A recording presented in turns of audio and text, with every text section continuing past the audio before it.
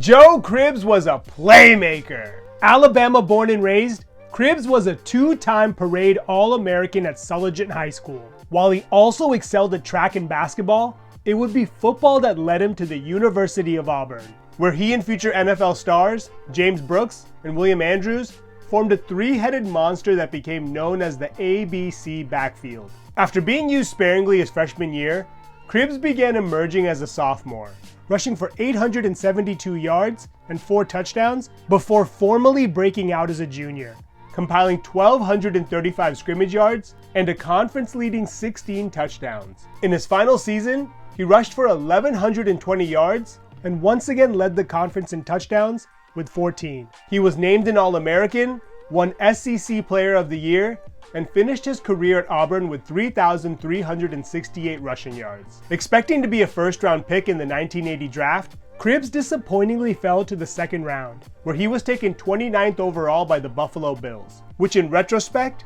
could not have worked out better, as the Bills head coach, Chuck Knox, was known for building his teams around a power running attack. So much so that he earned the nickname Ground Chuck.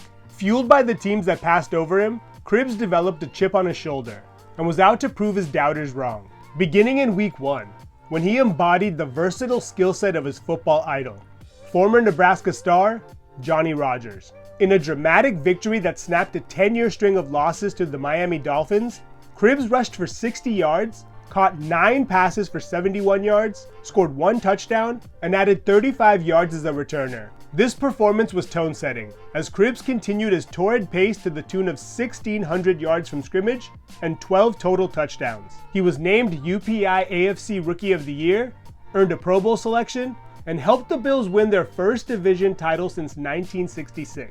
The Bills went on to face the Chargers in the divisional round and built a 14-3 lead heading into halftime.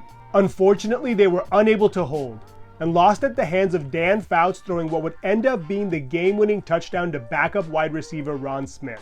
Cribbs contributed 89 scrimmage yards, but the result put a mark on what was otherwise a dream rookie season. Motivated, Cribbs delivered another Pro Bowl season in year 2, racking up 1,700 yards from scrimmage and 10 total touchdowns, 3 of which came in one game against the Cleveland Browns in week 9. The Bills finished 10-6 and once again made the playoffs, where they faced off against the Jets in the wildcard round. Buffalo once again started well, jumping out to a 24-0 lead, but the Jets would start to mount a comeback. With the score 24-13 in the fourth quarter and momentum shifting towards the Jets, Cribbs took matters into his own hands and broke off a game-sealing 45-yard touchdown. New York still nearly pulled off the comeback, but the Bills held them off and secured their first playoff win in over a decade. In addition to the score, Cribbs contributed 147 yards and would once again put the team on his back the following week against the Bengals in the divisional round, rushing for 90 yards and a pair of touchdowns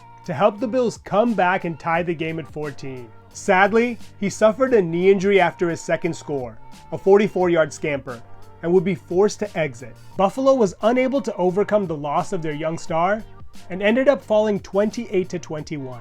Unfortunately, things would get murky from here.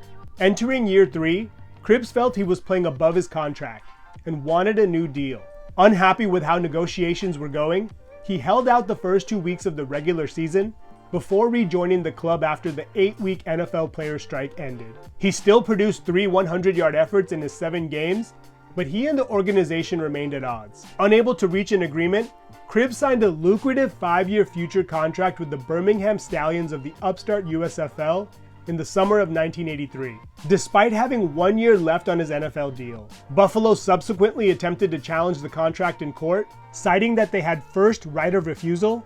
However, a judge would ultimately rule in favor of Cribbs, as the clause was not enforceable in the USFL. Cribbs played out the final year of his deal in Buffalo, where he had 1,655 scrimmage yards, 10 total touchdowns, and was named a Pro Bowler for the third and final time of his career.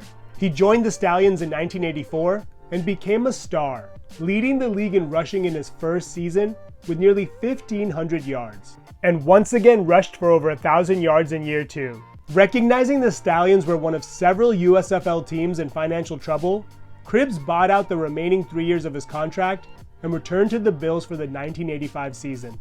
However, with so many miles on his tires at that point, he was never able to recapture the magic from his early years. He ended up being traded to the San Francisco 49ers in 1986, where he played 2 seasons, before splitting his final year between the Indianapolis Colts and Miami Dolphins. Joe Cribbs finished his NFL career with 5,356 rushing yards, 2,199 receiving yards, and 43 total touchdowns, although his numbers are considerably higher if you factor in his USFL stats. A truly special player, it's hard not to think that he may have had a real chance at Canton had he never left the NFL. I want to thank you for watching, and I would love to hear your thoughts on Joe Cribbs.